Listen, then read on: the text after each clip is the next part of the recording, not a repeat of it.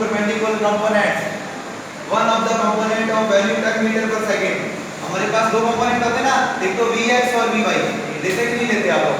यानी कि हमने इसको वेक्टर में पढ़ा ax और ay से पढ़ा. तो वेलोसिटी के तो vx vy ले लिया हमने. एक्सेलरेशन का होगा तो ax और ay ले लिया.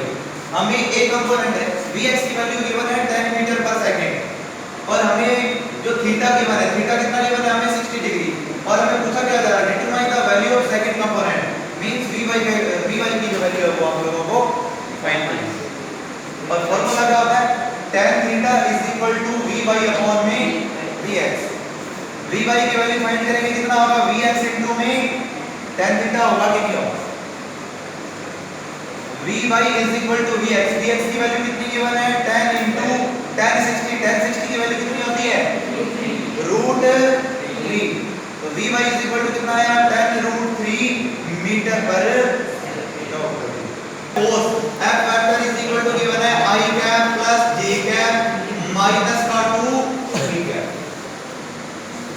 और आप लोगों को dr वेक्टर कितना गिवन है, dr डिस्प्लेसमेंट कितना गिवन है minus i cap plus 2 j cap minus का k कैप. और आपको फाइंड क्या करना है, एक तो वर्क फाइंड करना है हमें और क्या फाइंड करना है थीटा फाइंड करना है. वर्क और डिस्प्लेसमेंट के बिटवीन कितना थीटा होगा. तो आपको पता है w क्या होता है f vector dot dr vector होता है कि नहीं होता. Yes sir. f वेक्टर की वैल्यू कितनी है हमारे पास i cap plus j cap minus का 2 k कैप इनटू dr की वैल्यू है माइनस का i कैप प्लस का 2 j कैप और माइनस का k कैप. ये बना आपको i तो i कितना होगा 1 बट माइनस 1 प्लस 2 प्लस का 2 और माइनस 1 कितना होगा 3. यूनिट क्या होती है जूल. तो वर्क को कितना आया 3. अब सामने देखिए आप लोगों को पता है फार्मूला होता है w f vector dot dr vector. Stop करना. w जब हम लोग डॉट प्रोडक्ट हटाते तो क्या की जाती है cos या sin. cos. क्या की जाती है cos. f dr cos of theta. हमारे पास w की वैल्यू कितनी है 3 इज इक्वल टू f का मैग्नीट्यूड कितना होगा 1 प्लस 2 प्लस के कितना होता है 4 और फिर dr का मैग्नीट्यूड होगा 1 प्लस 4 प्लस 1 और इनटू में क्या है आप लोगों का cos थीटा. ये हो जाएगा 3 इज इक्वल टू √6 और √6 इनटू में cos theta. cos theta is equal to 3 upon √6. तो 3 अपॉन कितना हुआ 6 1/2 cos थीटा 1/2 कितने डिग्री की वैल्यू होती है 60. आप लोगों को देखिए मैग्नेटिक फील्ड गिवन है 2i cap plus j cap और माइनस का k कैप. टेस्ला इसकी यूनिट होती है मैग्नेटिक फील्ड की यूनिट होती है टेस्ला. और वेलोसिटी गिवन है हमें 2i cap minus 3j cap plus का k कैप मीटर पर second. Then determine the Lorentz force acting on the electron. अब देखिए Lorentz force फाइंड करना है. Lorentz force का फार्मूला क्या होता है F vector is equal to होता है फार्मूला. इलेक्ट्रॉन की बात कर रहे हैं, इलेक्ट्रॉन होता है माइनस v क्रॉस v. ये फार्मूला आता है Lorentz force का. ये अब नेक्स्ट क्लास में आएगा आप लोगों का मैग्नेटिक फील्ड एक चैप्टर आता है उसके अंदर आता है Lorentz force. ठीक है. ये v आपकी वेलोसिटी है, v आपका मैग्नेटिक फील्ड है, e आपका है चार्ज. इसके ऊपर ऑन इलेक्ट्रॉन. क्वेश्चन में बोला जा रहा है ना इलेक्ट्रॉन के ऊपर फोर्स फाइंड करना है. अब देखिए हमें v क्रॉस v फाइंड करना है. जब क्रॉस प्रोडक्ट करते हैं तो आप लोगों को मैंने बताया कैसे फाइंड करेंगे. i कैप आएगा j कैप आएगा और k कैप आएगा. साथ में i की वैल्यू है 2 1 -1 2 -3 1 ऐसे करते हैं कि नहीं. Yes sir. क्रॉस में ऐसे आता है, डॉट में डायरेक्ट मल्टीप्लाई करते हैं. डॉट का हमने इससे पहले क्वेश्चन किया है. तो पहले आप लोगों को बताया i कैप आप लोग छोड़ दोगे, इसका फाइंड करना, इसको छोड़ देंगे, इसको छोड़ देंगे. 1 * 1 कितना होता है 1. साइन बीच में किसका आता है माइनस का. कितना होगा ये +3 बट साइन किसका है माइनस का. फिर क्या आता है माइनस का j आता है कि नहीं आता. अब j के लिए इसको भी छोड़ देंगे, इसको भी छोड़ देंगे. 2 * 1 कितना हुआ 1. साइन किसका आता है माइनस. 2 * 1 कितना हुआ 2. ये हो गया. फिर माइनस का 2 माइनस माइनस कितना हो गया प्लस. फिर क्या आएगा प्लस का k कैप अब k में क्या करेंगे हम लोग, इसको भी छोड़ देंगे और इसको भी छोड़ देंगे। कितना हुआ माइनस का 6, साइन किसका आएगा माइनस, तो माइनस का कितना हुआ,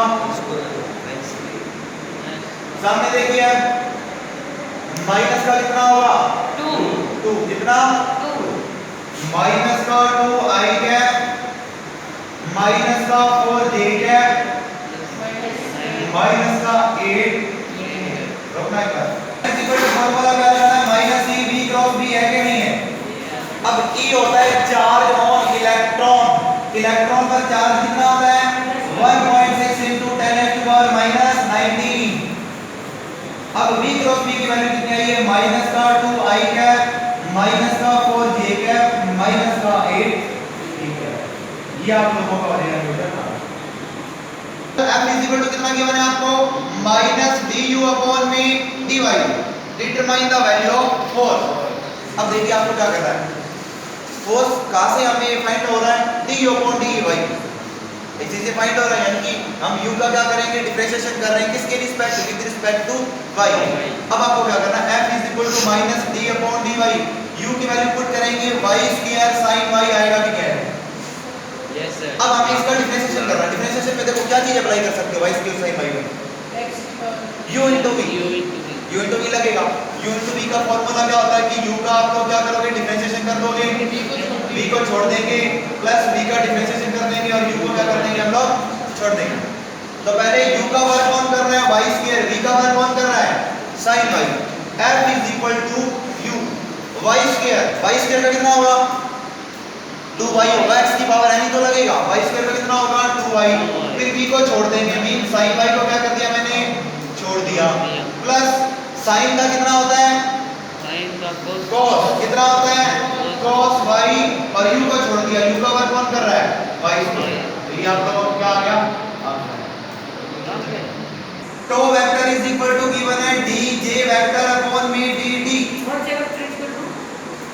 टो वेक्टर टो होता है टो बताया आपको और j होता है एंगुलर मोमेंटम, ठीक है। टो का फॉर्मूला होता है टो वेक्टर इज इक्वल टू होता है change in angular momentum with respect to time.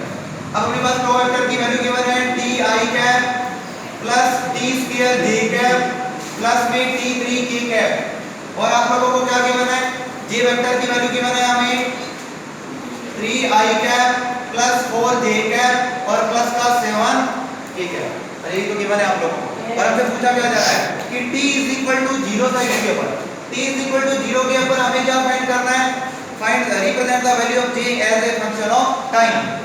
j की वैल्यू फाइंड करनी है टाइम के फंक्शन के अंदर, यहां में टाइम आ रहा है नहीं आ रहा, हमें टाइम के फॉर्म के अंदर इसकी वैल्यू फाइंड करनी है। सामने देखो j की वैल्यू फाइंड करनी है, फार्मूला क्या बनेगा ऊपर से dj vector is equal to टो वेक्टर dt बनेगा कि नहीं बनेगा, इंटीग्रेट करेंगे हम लोग। जब मैंने बोला कि रिवर्स में चलते तो इंटीग्रेशन सीधा चल रहे तो डिफरेंशिएशन करते हैं। तो आप लोग देखिए इसकी वैल्यू पुट करेंगे dj तो आप लोगों का पढ़ा है यहां पर इज इक्वल टू टो वेक्टर की वैल्यू कितनी है हमारे पास ti cap plus t square j cap plus में t3 k कैप और साथ में क्या पढ़ा है dt।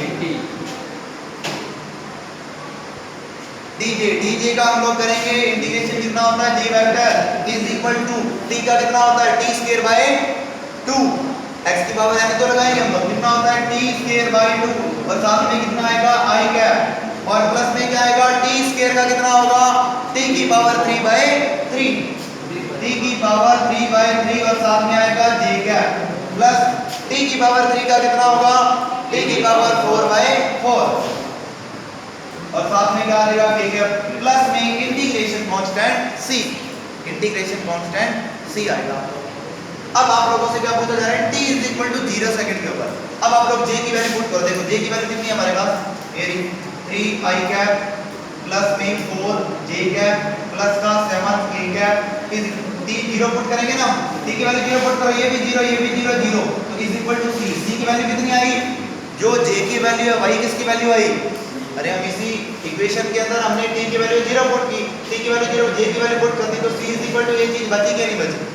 अब आप लोगों को क्या करना देखिए हमें किसकी वैल्यू फाइंड करनी है j की वैल्यू फाइंड करनी है किसकी फॉर्म में t की फॉर्म में। तो वापस से अप्लाई करेंगे इसमें j vector is equal to t square by 2i cap plus t की power 3 by 3 j cap plus t की power 4 by 4 k cap plus c की वैल्यू कितनी है आपके पास 3i cap plus 4j cap plus का 7। अब आप लोग क्या करोगे, ध्यान से देखिए, j vector is equal to i cap वाले को इकट्ठा कर लिया, t स्क्वायर बाय 2 प्लस में कितना आएगा 3 और i कैप यहां से क्या आ जाएगा, कॉमन आएगा कि नहीं आएगा। फिर हम लोग क्या करेंगे, यहां से देखिए j और j में से j कैप कॉमन आ रहा है, अंदर कितना बचेगा, t की 3/3 प्लस में 4 और j कैप आप लोगों का कॉमन। इसमें देखिए t की पावर 4/4 प्लस 7 और j कैप आप लोगों का क्या आ जाएगा, कॉमन। ये आप लोगों